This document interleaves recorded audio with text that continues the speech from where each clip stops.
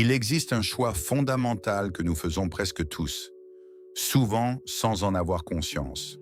Ce choix ne se présente pas sous la forme d'une question explicite. Il ne surgit pas comme une décision solennelle. Il s'installe progressivement, au fil des années, au fil des conseils reçus, au fil des peurs intégrées. Ce choix oppose la sécurité à la liberté. La sécurité rassure. Elle promet la stabilité, la prévisibilité, la protection contre l'incertitude. Elle semble raisonnable, mature, responsable. La liberté, elle, est plus exigeante. Elle suppose l'inconfort, le doute, parfois l'incompréhension. Elle implique d'assumer les conséquences de ses décisions. La majorité des individus ne choisit pas consciemment la sécurité. Elle y glisse, non par faiblesse, mais par conditionnement. Nous sommes éduqués à éviter le risque. Nous sommes encouragés à suivre des trajectoires balisées. Nous sommes valorisés lorsque nous restons dans le cadre. Pourtant, si l'on observe les personnes qui ont profondément transformé leur vie, un point commun apparaît. Elles ont, à un moment donné, accepté de remettre en question la sécurité apparente pour construire une liberté réelle. Dans cette vidéo, nous allons analyser les mécanismes psychologiques, sociaux et économiques qui nous maintiennent dans la sécurité plutôt que dans la liberté. Nous allons comprendre pourquoi ces mécanismes sont puissants, parfois invisibles. Et surtout, nous verrons comment les dépasser progressivement, sans imprudence, mais avec lucidité.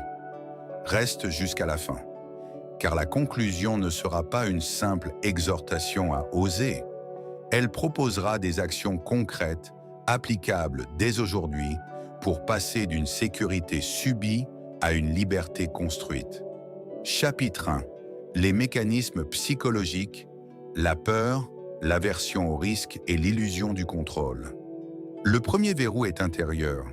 Notre cerveau n'a pas été conçu pour maximiser la liberté. Il a été conçu pour assurer la survie. Pendant des millénaires, l'être humain a dû éviter les dangers immédiats. Prédateurs, famines, conflits. Le risque signifiait parfois la mort. Ce réflexe ancestral demeure en nous. Il ne distingue pas toujours entre un danger vital et une incertitude professionnelle. Changer de carrière peut déclencher les mêmes signaux d'alerte qu'un danger physique. Investir peut provoquer une anxiété comparable à une menace concrète. C'est ce que l'on appelle l'aversion au risque. Nous préférons une situation moyenne, mais certaine, à une situation potentiellement meilleure, mais incertaine. Prenons un exemple simple. Deux propositions s'offrent à vous. Conserver un emploi stable mais peu épanouissant. Lancer un projet personnel avec un potentiel supérieur mais sans garantie. La majorité choisira la première option. Non parce qu'elle est meilleure, mais parce qu'elle est prévisible. L'illusion du contrôle joue également un rôle majeur.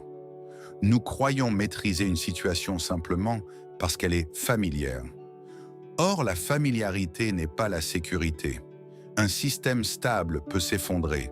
Un emploi sûr peut disparaître. La sécurité perçue n'est pas toujours la sécurité réelle. Une analogie simple. Rester immobile dans une maison fragile donne l'impression de stabilité. Construire un pont vers un territoire inconnu semble risqué.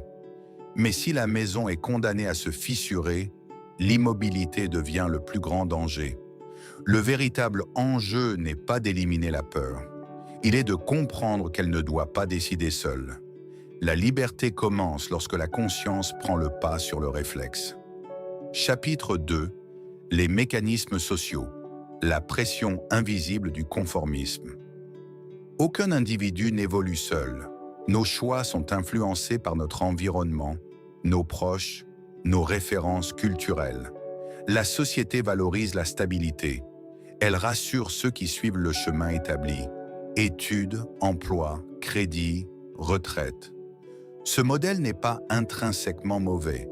Il a permis à des millions de personnes d'améliorer leur niveau de vie. Mais il peut aussi devenir un moule rigide. Lorsque quelqu'un exprime le désir de sortir du cadre, Les réactions sont souvent révélatrices. Sois prudent. Ne prends pas de risques inutiles. Tu as déjà une bonne situation. Ces phrases sont rarement malveillantes. Elles traduisent la peur collective. Le conformisme social repose sur un mécanisme puissant, le besoin d'appartenance. L'être humain préfère parfois renoncer à une aspiration personnelle plutôt que de s'exposer au jugement. On choisit la sécurité pour rester intégré. Pourtant, toute avancée significative commence par une période d'écart. Celui qui crée, innove ou entreprend traverse souvent une phase d'incompréhension. La liberté exige d'accepter ce décalage temporaire. Comme une plante qui pousse hors du sol compact, elle doit d'abord fissurer la surface. Chapitre 3. Les mécanismes économiques. Le confort qui attache le système économique moderne offre une sécurité structurée. Salaire mensuel, crédit, assurance, consommation accessible. Ce modèle crée un confort réel, mais il peut aussi générer une dépendance progressive. Lorsque les dépenses augmentent avec les revenus, la marge disparaît. Le niveau de vie devient une obligation à maintenir. On ne travaille plus pour construire une liberté. On travaille pour préserver un standard. C'est le piège du confort. Une analogie éclairante. Imaginez un coureur portant un sac à dos qui s'alourdit chaque année. Au début, il ne le sent pas. Puis il ralentit. Enfin, il ne peut plus courir. Les engagements financiers non maîtrisés fonctionnent de la même manière. La sécurité salariale devient alors la condition indispensable pour supporter le poids du confort acquis. La liberté exige une marge, une capacité à dire non, une capacité à s'adapter. Elle suppose parfois de renoncer à une partie du confort immédiat pour gagner en autonomie future. Chapitre 4. Jeff Bezos. Le regret comme boussole. Jeff Bezos occupait un poste prestigieux à Wall Street lorsqu'il a envisagé de créer Amazon. Son emploi était stable, rémunérateur, reconnu. Il aurait pu choisir la sécurité, mais il a formulé une question décisive. Dans 20 ans, regretterai-je de ne pas avoir essayé? Ce qu'il a appelé le « regret minimization framework » repose sur une idée simple. Imaginer sa vie à long terme et choisir l'option qui minimise les regrets futurs. Bezos ne niait pas le risque, il l'acceptait. Il comprenait que la sécurité immédiate pouvait se transformer en regret durable. Cette réflexion dépasse largement l'entrepreneuriat. Elle interroge chacun. Que risque-t-on réellement en tentant? Et que risque-t-on en renonçant? La liberté n'est pas l'absence de risque. Elle est la capacité à choisir un risque porteur de sens. Chapitre 5. Passer de la sécurité réactive à la liberté construite. La liberté ne s'improvise pas, elle se prépare. Première action, clarifier sa vision. Sans direction, la sécurité paraît plus rassurante que l'inconnu. Deuxième action, créer une réserve financière. Une marge offre une respiration.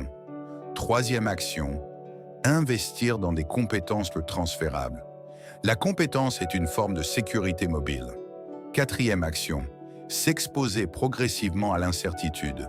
Tester, apprendre, ajuster. Cinquième action, cultiver un environnement stimulant. Les idées circulent mieux lorsqu'elles sont encouragées. La transition ne doit pas être brutale. Elle doit être stratégique. Conclusion. La liberté comme choix conscient. La sécurité protège le présent. La liberté construit l'avenir. Il ne s'agit pas d'opposer l'une à l'autre, mais de refuser que la première étouffe la seconde. La liberté exige responsabilité, discipline et courage. Mais elle offre en retour l'autonomie et la cohérence. Si cette vidéo a éclairé des mécanismes invisibles qui influencent tes décisions, alors elle a déjà rempli sa mission. Pour continuer à explorer ces sujets et transformer ces idées en stratégies concrètes, abonne-toi à la chaîne. Et si ce contenu t'a apporté de la clarté et de la valeur, mets un like. Non par automatisme, mais comme un premier acte vers une trajectoire plus libre. Car la sécurité rassure, la liberté transforme.